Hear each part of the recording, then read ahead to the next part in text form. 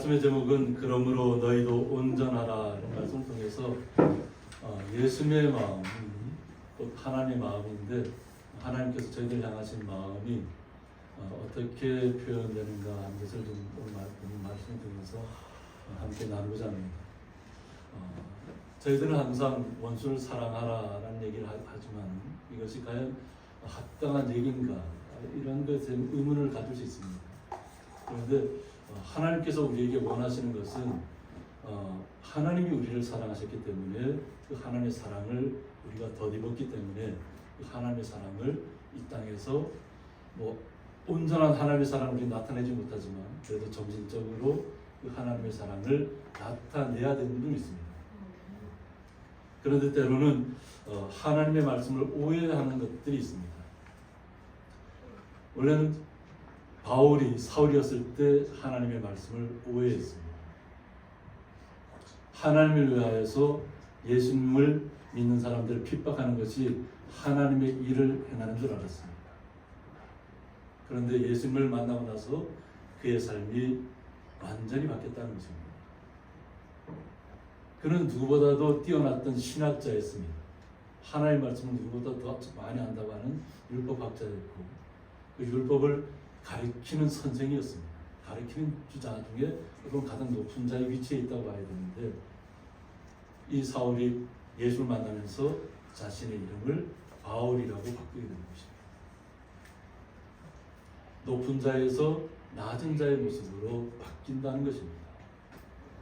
이 땅에서의 삶 속에서 자신이 높은 위치에 있고 자신이 가르치는 자리에 있고 어떻게 보면 남을 핍박하는 자리에 선 것 하나님을 위해서 그것도 하나님의 뜻을 향한다고 하면서 핍박하는 자리에 서는 것이 옳은 일이라고 생각했던 자가 예수를 만나고 나서 말씀을 오늘 로마서 10장 14절에서 너희를 박해하는 자를 축복하라고 얘기합니다. 축복하고 저주하지 말라고 합니다. 그러니까 예수님을 만나고 나서야 자신의 삶도 바뀌었고 하나님 예수님께서 자신에게 주신 말씀을 온전하게 모든 성도들에게 자신을 복음을 받아들이는 모든 성도에게 말할 수 있는 힘과 용기가 생겼다는 것입니다.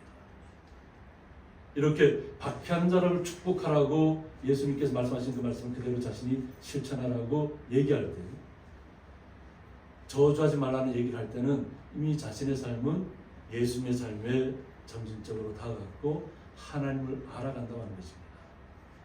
이것을 오늘 예수님께서 산상복음의 마지막 부분에서 또 내 이웃을 사랑하고 내 원수를 미워하였다는 것을 너희가 들었다고 얘기합니다.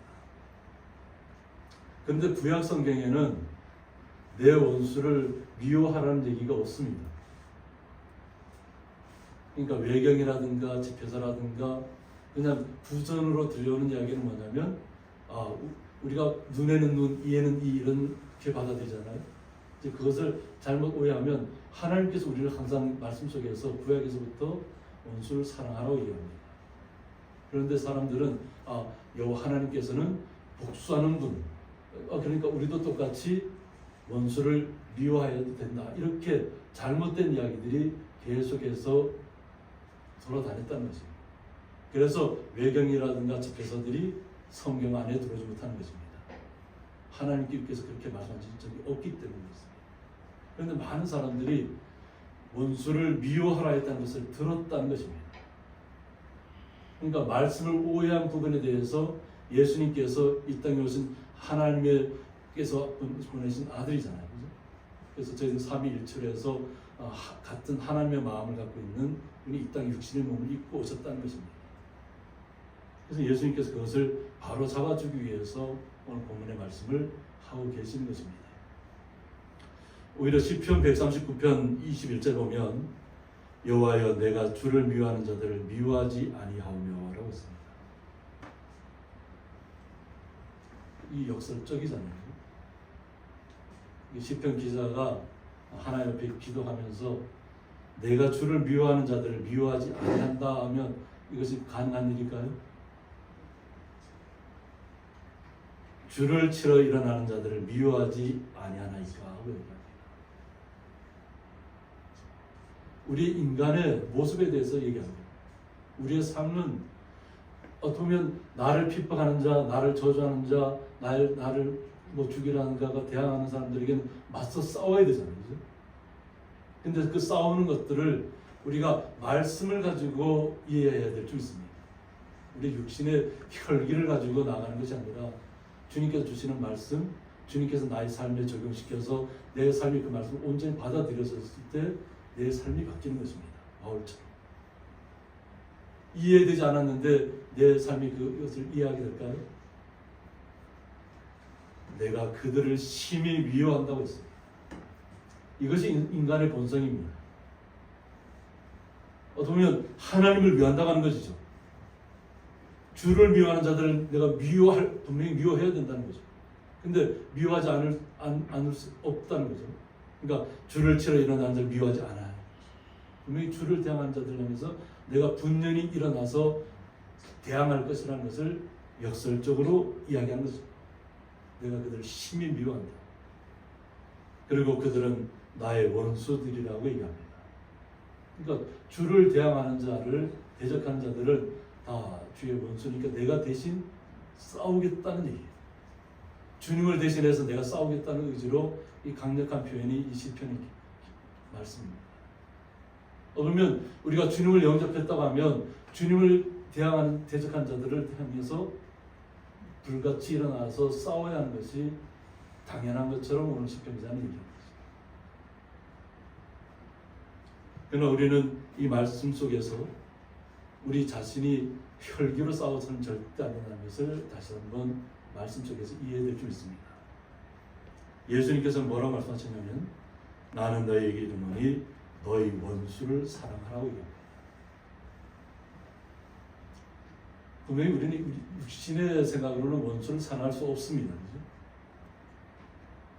그런데 예수님께서는 사랑하라고 얘기하는데 이 사랑하며라는 뜻이 뭐냐면 아가파울에서 희생적이고 헌신적인 하나님의 사랑을 나타낼 때 주로 사용되는 표현입니다. 희생적이고 헌신적인 하나님의 사랑을 표현할 때 오늘 원수를 사랑하라고 하는 거죠. 우리의 능력으로 우리의 힘으로 사랑하라는 것이 아닙니다. 여기 보면 이기적인 사랑이나 남녀간의 에로스적인 사랑과는 구별된다고 했습니다. 오늘 예수님께서 말씀하신 사랑은 하나님의 마음을 가지고 그 마음을 품고 사랑하라는 것입니다. 그러니까 예수님의 마음속에 우리가 들어가야 예수님의 마음을 이해할 수 있잖아요. 나의 생각으로 하면 절대 이해할 수 없습니다. 우리는 당연히 싸워야 되고 당연히 이겨야 됩니다. 그러나 예수님께서 원하시는 뜻을 하나님의 사랑이 어떤 사랑인가를 우리가 깨닫는다면 결국은 바울처럼 우리는 바뀔 수 있다는 것입니다. 너희를 박해하는 자를 위하여 기도하라고 했습니다. 오히려 우리를 핍박하고 힘든 가운데로 내모는 자들을 향해서 기도하라는 것입니다. 우리가 할 수 없는 일들을 하라고 하는 것입니다. 우리의 생각으로는 이해되지 않는 이야기를 예수님께서는 나를 믿고 행하라는 것입니다. 곧 예수님께서 하시는 말씀은 곧 하나님의 말씀입니다. 하나님께서 하신 말씀. 구약에서는 절대 원수를 미워하라고 한 적이 없습니다. 원수를 사랑하라고 항상 하나님께서 말씀하셨다. 그것을 다시 한번 예수님께서 이 땅에 오셔서 다시 한번 강조하고 있는 것입니다.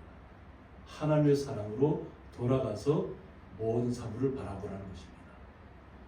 우리의 육신의 눈, 우리의 혈기의 눈으로 바라보면 절대 이해할 수 없는 이야기입니다. 그래서 주님의 사랑 안에 들어가면 우리를 핍박하는 자를 위해서도 기도할 수 있다는 것입니다. 박해하는 자를 위해서. 이같이 한즉 하늘에 계신 너희 아버지의 아들이 될 것을 이야기하고 있습니다. 이렇게 해야만 하나님의 마음으로 하나님의 그 모든 사물을 바라보면서 사람들을 향해서 사랑해야만, 때로는 내가 희생하고 헌신해야만 하는 상황도 올 수 있다고 하는 거죠. 이제 그런 주님의 마음을 이해한 마음 속에서 사랑을 이해하셔야 된다. 그냥 사랑이라고 해서 그냥 우리가 남녀간의 사랑이라든가 어떤 개인적인 이기적인 사랑을 표현하는 것이 아니라는 거예요. 하나님의 사랑 속에 우리가 들어가야 되고 예수님의 마음 속에 우리가 들어가 봐야만 이 이야기를 이해할 수 있다는 것입니다. 하나님 나라의 아버지의 아들이 된다는 거예요. 우리는 하나님을 나의 아버지라고 고백하고 있습니다. 기도할 때 아바 아버지라고 얘기합니다. 이 아바라는 표현이 보면 아버지를 표현할 수 있는 가장 친근하게 사용하는 이야기라고 합니다. 우리가 어렸을 때에는 아버지를 갖다가 뭐라고 부르죠? 아빠라고 부르잖아요. 그죠? 이제 그렇게 됩니다. 아버지와 나와의 관계가 그냥 너무나 가까운 사이가 되어버려요. 그러니까 보면 우리가 아버지라고 부르는 것을 보면 약간 이제 어떤 존경의 마음도 있지만 보면 약간 거리감이 있어요. 아버지를 아버지라 부를 때 약간 거리감을 두고 아버지라고 부르고. 근데 정말 친하면 아버지라고. 아빠는 우리말로 표현하면 아빠는 나의 가장 힘이 되고 나를 가장 잘 이해해주고 나의 모든 것이 되어줄 분이 아빠잖아요. 그죠? 우리가 애기였을 때 아빠만큼 믿음직한 분이 어디 있어요? 그냥 넘어져도 일으켜 세워주고, 그죠? 그냥 우리가 잘못해도 그냥 다 이해해주고 쓰다듬어주고 옷을 털어주고 새롭게 일으켜주고 앞으로 더 잘할 수 있다고 얘기해주잖아요. 우리가 어렸을 때 자전거를 탈 때도 마찬가지입니다. 저희들이 어렸을 때는 작은 자전거가 없었어요. 큰 짐발이라고 하죠. 짐발이 자전거가 있었는데 어리니까 어떻게 해요? 그 옆에다가 이렇게 발을 넣어서 이렇게 저어서 갑니다.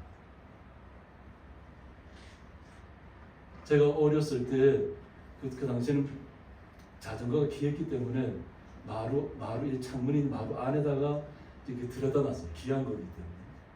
짐발 자전거니까 얼마나 귀하겠어요. 그 당시 자전거도 귀할 테니까. 근데 제가 그 자전거를 갖다가 그 마루 위에 이렇게 고정되어 있는 걸 이 자전거를 타다가 넘어졌어요. 그래서 팔이 부러졌어요. 어렸을 때. 그래서 기부스를 했어요. 그런데 얼마나 제가 장난꾸러기였는지 그 기부스를 하고도 또 막 얼마나 동네를 뛰어다녔는지 그때는 산으로 뛰어다녔습니다. 산에 가서 뭐 총싸움하고 나무를 갖다가 총을 만들어서 그냥 굴 속에 들어가서 뭐 서로 적이 돼서 싸우고 막 뭐 부르고 막 이럴 때로 기부스를 하고 그랬으니까 어떻게 됐겠어요? 다시 여기가 퉁퉁 불어났어요. 그래서 다시 기부스를 풀고 다시 했어요. 그런데 어렸을 때는 뼈가 잘 붙습니다. 어르신들이 나이가 들어서 이렇게 부러지면 뼈가 잘 안 붙지만은 어렸을 때는 이게 부러진 뼈가 더 강하게 잘 붙으면 더 튼튼하게 사용할 수 있어요. 그래서 제가 한번 어렸을 때 부러졌던 팔입니다. 그래도 잘 붙어 있죠. 떨어지지 않고. 근데 우리가 어렸을 때는 그 모든 가정 속에서도 부모님은 어떻게 해요? 우리가 다친 것이 중요하지 자전거가 중요하진 않아요. 그 당시 자전거가 중요했지만 자전거가 중요한 게 아니고 다친 아들이 중요해요. 한 번도 그 일 때문에 혼을 나본 적이 없어요. 저는 사고 뭉치였습니다. 청년 때도 그렇고 청년 때도 오토바이를 타고 친구를 태우고 저 동면이라는 데를 대학교 때인데 갔다 방학 때 와서 집에서 일하다가 갑자기 친구가 오니까 친구를 데리고 오토바이 태우고 좀 동면을 갔어요. 약수터를. 그러다가 그때 돌아올 때 제 친구를 태우고 오다가 사고가 났어요. 그냥 그때 헬멧을 딱 맸던 것이 신의 한 수였던 날. 그 더운 날. 하나님께서 그날 사고 날 줄 알았는지 항상 헬멧을 써도 제가 이걸 채우질 않거든요. 채우질 않았는데 그날따라 헬멧을 이걸 채웠어요. 오토바이 사고 나서 그냥 막. 그리고 제 청바지라든가 옷들은 다 아스팔트 골타가 몸에 싹 박혀버렸어요. 그럼 친구는 어떻게 했어요? 그 친구는 그 오토바이 사고 나는 순간에 저만 딱 붙잡고 제 위에서 빙글빙글 돌아다녔어요. 그 친구는 슬리퍼를 신었는데 발톱만 살짝 긁히고 말았어요. 발톱만 살짝 긁히고 저는 온몸이 다 아스팔트 골타리로 다 칠하고 오토바이가 망가졌는데 근데 제가 하나님 앞에 감사했습니다. 친구가 다쳤으면 어떡했어요? 근데 아스팔트 골타를 먹겠던 그 피부도 언제인지 모르는데 싹 병원 가서 치료받은 게 아니에요. 그 당시에는 친구 집에 가서 여름철이기 때문에 긴팔을 옷이 다 망가졌으니까 친구 지금 이제 경찰 은퇴한 친구인데 그 친구 집에 가서 아까 전기 갖다 준 거 바르고 그리고는 긴팔 입고 아무도 사고 안 난 것처럼 오토바이 센터에 수리점에 맡겨놓고 근데 어떻게 들켰을까? 나중에 누님 친구가 놀러 왔다가 반갑다고 저를 여기를 탁 만지는 그래서 악수를 했는 거죠. 그때서야 아버지가 알게 됐어요. 제가 혼났을까요? 아버지가 오히려 다친 것에 대해서 더 신경 쓰지 오토바이 망가진 데 대해서 신경도 안 쓰시더라고요. 그만큼 아들이 중요하고 우리가 따져보면 부모 입장에서는 나의 자녀가 얼마나 소중하겠어요. 그죠? 그만하기를 다행인 거예요. 그러니까 제가 그 후에도 많은 사고가 있습니다. 근데 그 얘기 다 하다 보면 시간이 모자랄 것 같고 그런데도 우리는 항상 부모님을 향해서 어떻게 해요? 존경의 마음을 갖고 있습니다. 가장 나의 소중한 분이 나의 아버지입니다. 이미 하나님의 나라로 가셨지만 그래도 마음속에 항상 아버지가 마음속에 남아있어요. 우리 성도님들도 마찬가지 좀 있습니다. 우리도 연세가 들었지만 나를 키워주시고 나를 지금까지 온전히 설 수 있도록 교신 부모님이 생각나실 거 아니에요. 그 부모님의 마음이 오늘 예수님의 마음과 하나님의 마음이라고 보시면 돼요. 우리가 철 모르고 그냥 우리 마음껏 막 활동하다가 다치거나 뭐 잘못된 길을 갔을 때도 부모님은 항상 더 넓은 마음으로 우리는 혼날까봐 막 겁을 눈치를 보지만 부모의 마음 어때요? 다 그것까지 품어주시는 것이 부모의 마음. 이것을 오늘 예수님께서 얘기하고 있습니다. 우리가 주님의 말씀대로 순종하면 하나님 나라의 아들이 되고 아버지의 아들이 되고 그 특권을 우리에게 주셨다는 거죠. 이는 하나님이 그 해를 악인과 선인에게 비추신다고 하는 거예요. 우리가 왜 악한 사람을 미워하지 말아야 되는지를 이야기하고 있는 것입니다. 하나님께서는 모든 세계를 창조하셨잖아요. 그런데 뭐 정말 뜨거운 날이잖아요. 이달이 다가도록 뜨거울 수도 있는데 그러나 이것이 모든 사람에게 공평하게 똑같이 동일하게 하나님께 해를 주신다는 거예요. 만약 해가 없다면 어떻게 될까요? 빙하 시대로 가는 겁니다. 해가 없다. 모든 세계가 다 얼어붙는 겁니다. 그렇기 때문에 악한 일을 하는 것을 알면서도 하나님께서는 돌아올 수 있는 시간적인 여유를 주고 있는 것입니다. 악한 사람들에게 깨달을 수 있는 시간. 그래서 동일하게 해를 허락하시는 거예요. 그리고 비를 의로운 자와 불의한 자에게 내려주신다고 했습니다. 비도 마찬가지잖아요. 비가 와야만 우리가 살아갈 수 있습니다. 비가 없는 곳은 가면 어떻게 될까요? 사막으로 바뀔 겁니다. 사막. 지금도 아마 몽골은 계속 사막하는 계속 모래, 우리의 다큐멘터리를 보면 그 모래 사막이 계속해서 확장을 합니다. 가만히 있는 것이 아니라. 이미 기존에 풀밭이 있는 것도 다 그냥 사막으로 만들어버려요. 몽골이 그런 넓은 땅이지만 사막화되어 하나님께서는 우리에게 모든 사람에게 동일하게 의로운 자든지 불의한 자든지 동일하게 우리가 모든 혜택을 누릴 수 있도록 하나님께서 하신다는 것입니다. 그 사랑을 우리가 깨달아야만 될 수 있습니다. 하나님은 내가 예수를 믿었으니까 나만 사랑해 줘야 돼 이것이 아니라 그것은 이기적인 사랑이에요. 편협한 사랑이에요. 나만 생각하는 사랑이에요. 예수님의 사랑은 원수조차도 사랑하라는 것입니다. 원수조차도 나의 마음으로 사랑하는 것이 아니라 하나님의 마음으로 들어가서 예수님의 마음으로 들어가서 그 사랑을 실천하라고 하는 겁니다. 내가 그 사랑을 실천하려면 하지 못하면 할 수가 없습니다. 그래서 우리는 점진적으로 예수님을 닮아가야 되는 것입니다. 레위기 19장 17절을 보면 너는 내 형제를 마음으로 미워하지 말라고 했습니다.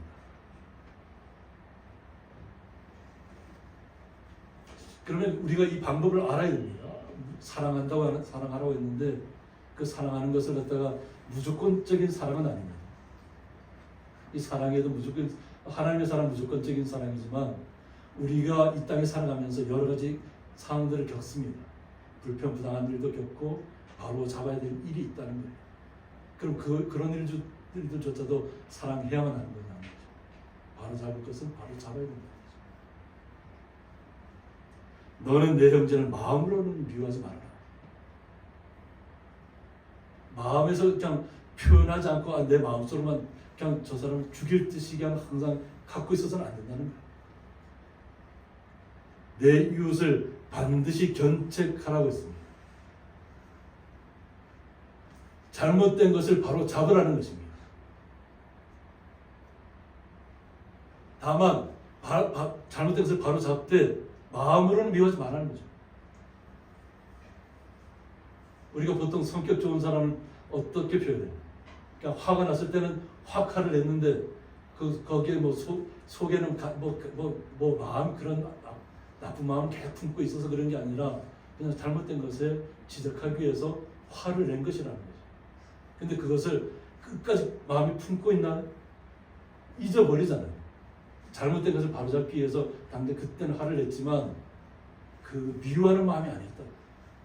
사랑하는 마음으로 우리가 견책해야 된다. 마음속에는 악한 마음을 품고 있어서는 안 된다는 것이 오히려 표현하라는 것이 그래서 견책하라는 것이 바로 잡으라는 것이 바로 잡은 다음에는 그러면 내가 그에 대해 죄를 담당하지 아니하리라고 했습니다. 오히려 바로 잡을 것을 바로 잡지 않고 그냥 마음으로만 계속 그 미워하고 그냥 죽일 듯이 마음에 품고 있으면 그것은 죄라는 거예요. 마음에 품고 있지 말아라. 털어버릴 건 털어버리고 바로 잡을 거 바로 잡은 후에는 그냥 잊어버리라는 것입니다. 그리고 주님의 사랑의 마음으로 돌아가라는 것입니다. 이제 이런 마음이 됐을 때야만 우리가 주님의 그 말씀을 온전히 이해할 수 있을 줄 믿습니다. 내 가치관으로 이해하는 것이 아니라 주님의 마음이 어떤 마음인지를 우리가 알아야 될 줄 믿습니다. 이 땅에 우리가 살아가면서 불평불만한 일을 겪었는데도 불구하고 그것을 바로잡지 않고 그냥 뒤돌아서서 그냥 속으로만 욕하면 될까요? 그러면 알아줄까요? 누가? 아무도 알아주지 않습니다. 나 자신만 무너지는 겁니다. 바로잡을 것을 바로잡지 못하고 바른 말을 하지 못하고 그냥 속으로만 그냥 그 사람을 원망하고 미워하고 저주하고 있다면 어떻게 되겠어요? 나는 죄를 짓는 것이다. 그러니까 그런 죄에 빠지지 말라는 거죠. 우리가 바로잡을 것 바로 잡을 때 그러고 나서 하나님의 사랑의 마음으로 품어주셔야 된다는 거죠. 그러면 내가 그에 대해 죄를 담당하지 않는다. 죄가 없다는 거죠. 바로 잡으면. 그러면 하나님의 마음을 우리가 이해한 것이잖아요. 그리고 사랑에 대해서 온전히 이해해야만 주님의 말씀을 이해할 수 있습니다. 원수를 갚지 말라고 얘기해요. 원수는 누가 갚는다고요? 하나님이 하십니다. 원수 갚는 것은 하나님에게 있다는 거죠. 내가 원수 갚는 것이 아니라 우리는 잘못된 것을 바로 잡을 수는 있지만 우리는 원수를 갖다가 갚는 일은 해서는 안 된다는 거죠. 그건 하나님의 고난이라는 거죠. 우리는 정죄해서도 안 됩니다. 정죄하는 것도 하나님의 고난 안에 있습니다. 동포를 원망하지 말라고 했습니다. 같은 민족 안에서도 원망하지 말라는 거예요. 그리고 내 이웃 사랑하기를 내 자신과 같이 사랑하라고 했습니다. 예수님이 우리에게 주시는 가장 큰 말씀이에요. 내 이웃 사랑하기를 누구처럼 하라고요? 내 자신처럼. 나를 사랑하는 것처럼 내 이웃을 사랑하라고. 나를 사랑하는 것처럼 누구를 사랑하라고요? 우리의 이웃을 사랑하는 거예요. 나를 사랑하는 것처럼. 그것이 진정한 사랑이라는 거예요. 나를 아끼듯이 나를 귀하게 여기듯이 나의 이웃도 귀하게 여기고 아끼는 것이 사랑이에요. 이것을 누가 말씀하셨죠? 요 하나님께서 말씀하셨습니다. 이 모든 말씀은 요 하나님께서 말씀하셨다. 그러니까 하나님께서 우리를 선택하셨을 때는 뭐냐면 우리를 거룩하게 선택하십니다. 우리가 이 땅에서 잘못된 길로 갔지만 하나님께서 우리를 선택하신 거룩한 하나님의 자녀로 선택하십니다.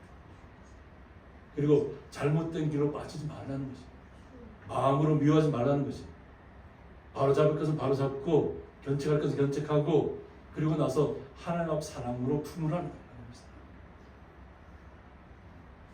이것을 이해해야만 오늘 예수님께서 하신 말씀에 대해서 본문에 온전하게 이해할 수 있다는 것입니다.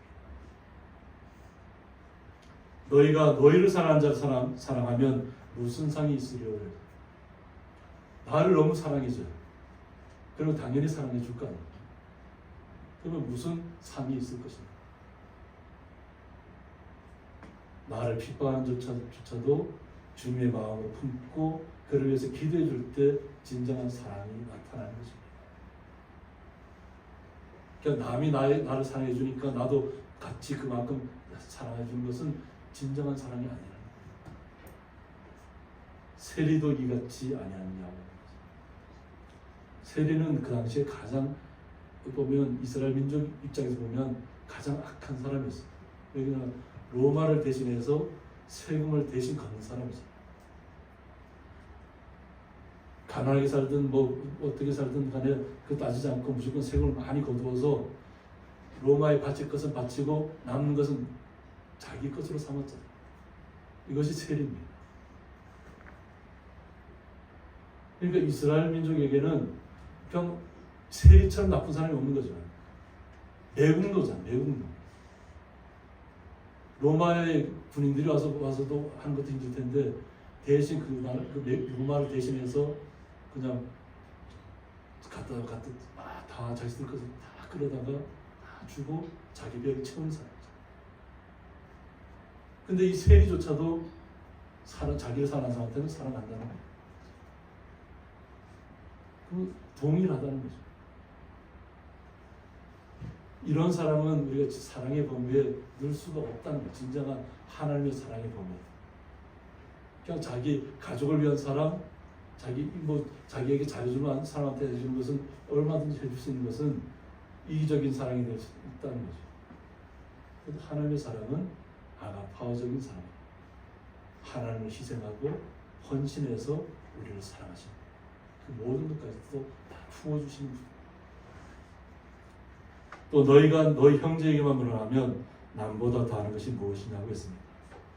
그냥 나를 내 이웃에 나를 잘 대해준 사람만 가서 뭐 떡도 주고 그냥 뭐 과일도 갖다 주고 뭐 이러면 무슨 소용이 있냐는 거죠. 그 관계는 좋을 수 있지만 더 그 범위를 넓히라는 거예요. 우리 성도들의 마음.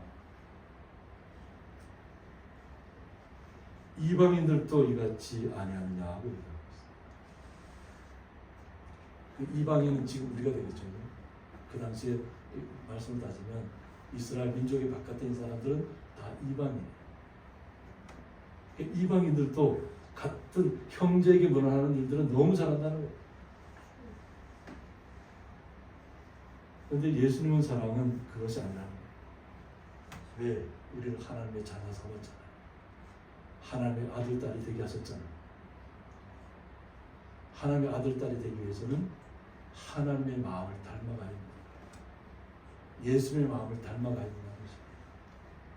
예수님의 마음을 우리가 닮아가려고 매일같이 점진적으로 노력하는 것입니다. 우리가 어떻게 예수님의 마음이 갑자기 되겠어요?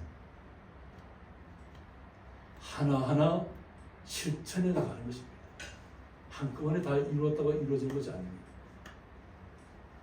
우리가 할 수 있는 만큼, 지금 말씀이 이해가 되는 만큼 우리는 그 사랑을 실천해야 될 줄 믿습니다. 그래서 그렇게 했을 때 그러므로 하늘에 계신 너희 아버지의 온전하신 것 같이 너희도 온전하라고 했습니다. 우리가 주님의 마음을 닮아가고 있다는 것입니다. 예수님의 마음을 조금이나마 이해하고 있다는 것입니다. 예수님께서는 항상 모든 것을 알고 계시면서도 제 아들을 다그치지 않잖아요. 이미 제자들이 배반할 것을 알고 있잖아요. 예수님께서 항상 왕성한 활동을 할 때에는 예수님께 많은 사람들이 몰려올 때는 그냥 예수님 옆에만 있으면 행복합니다. 그런데 예수님께서 막상 십자가에 내가 달려야 된다고 얘기하니까 어떻게 해요? 이해했나요? 제자들이? 이해를 못했어요. 예수님께서 앞으로 우리의 지상의 왕이 될 거라고 생각했거든요. 당장 로마를 물리치. 근데 왜 갑자기 십자가에 달린다? 이해가 안 되는 거죠. 예수님이 부활하기까지도 이해하지 못했던 것이 제자들의 마음이에요. 그러니까 예수님께서는 다 이해하고 있다는 거예요. 알고 있다는 거죠. 지금 당장 그 말씀을 다 이해하고 하나님의 사랑으로 실천하고 나가는 것이 아니라 아직은 부족하지만 그래도 예수의 마음을 조금이나마 이해하면서 날마다 전적으로 주님의 사랑을 이해하고 실천해야 된다는 거예요. 그래서 하나님을 경외하고 하나님을 사랑하고 밑으로는 어떻게 내 이웃을 내 자신과 같이 사랑하는 것이 율법의 모든 것을 다 이루었다고 해요. 여기에서 주님의 사랑이 나온다. 우리가 이 모든 것을 한 번에 다 실천할 수는 없습니다. 그러나 우리가 날마다 주님과 같이 주님이 주신 말씀을 이해하면서 날마다 주님의 모습을 닮아가야 될 줄 있습니다. 날마다 우리가 성장해야 될 줄 있습니다. 우리는 제가 항상 깨달았다고 하는 순간에 어떻게 된다고요? 거기서 멈춰버려. 깨달았다고 하죠. 더 이상 진전이 없는. 우리는 날마다 어떻게 주님의 나라에 이르기까지 날마다 그 주님의 사랑을 이해하고자 깨닫고자 노력하면서 깨달을 때마다 그것을 어떻게 실천하셔야 될 줄 있습니다. 그 사랑을 나타내셔야 될 줄 있습니다. 이기적인 사랑이 아니라 남녀 간의 사랑이 아니라 하나님의 아버지적인 사랑을 내 마음속에 내 삶 속에 하나하나 받아들이면서 녹이셔서 내 삶 속에서 하나하나 실천해 나가셔야 될 것입니다. 그렇게 하는 것이 예수님께서 원하시는 것입니다. 너희도 온전하라. 그렇게 할 때 하나님의 아들, 딸이 된다는 것입니다. 하나님의 나라가 보장되어 있다는 것입니다. 그럼 우리 성도님들은 하루하루가 견디기 힘들죠.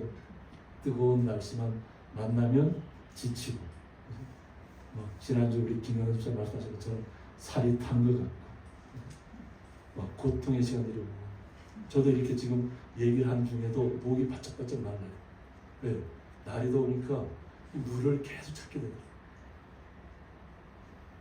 근데 물을 마셔야 될까요? 안 마셔야 될까요? 마셔야 되잖아요. 그죠? 우리 성도님들도 마찬가지예요. 날마다 주님의 말씀이 나의 삶 속에 생수처럼 흘러 넘쳐야 될 줄 있습니다. 예수를 믿는 모든 사람들 그 배에서 생수의 강이 흘러나려 우리 성선들이 우리가 마시는 물은 계속 어때요? 목이 마르나요. 그런데 주님께서 주시는 그 영원한 사랑은 메마르지 않는다. 마르지 않는다. 영원토록 마르지 않는 샘이 되어서 우리의 삶 속에서 말씀이 계속 흘러나옵니다.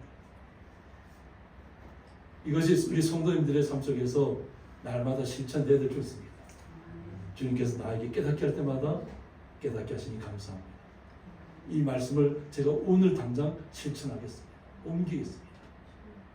그리고 이것을 잊어먹지 않도록 내 삶 속에 계속해서 이 일을 계속하겠습니다 하는 고백이 있어야 될 줄 있습니다. 잊어버리지 않도록. 잠시 기억했다가 잊어버리는 사랑이 아니라 그냥 그 주님께서 나를 사랑하셨듯이 우리가 제 자신이거든요. 그냥 방탕하게 세상으로 모태신앙에도 불구하고 막 세상 속으로 살려고 했던 그때가 생각하면 너무 부끄러워요. 그런데도 하나님께서는 버리지 않고 어떻게든 찾아오셨잖아요. 그 사랑을 깨달으면 죽을 자를 살아나는 것입니다.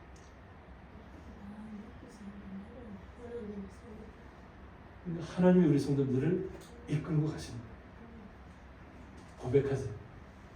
주님이 나를 사랑하신 것처럼 저도 날마다 주님을 사랑하며 말씀대로 살고자 노력하겠습니다. 날마다 내 삶을 변화시키겠습니다. 말씀. 세상 이야기로 변화시킨 것이 아니에요. 예수님께서 하신 말씀으로 우리의 삶을 날마다 변화시켜야 될 줄 믿습니다. 변화시킬 때 그 주님의 사랑이 우리의 삶을 날마다 새롭게 이끌어 가실 줄 믿습니다. 함께 기도하겠습니다.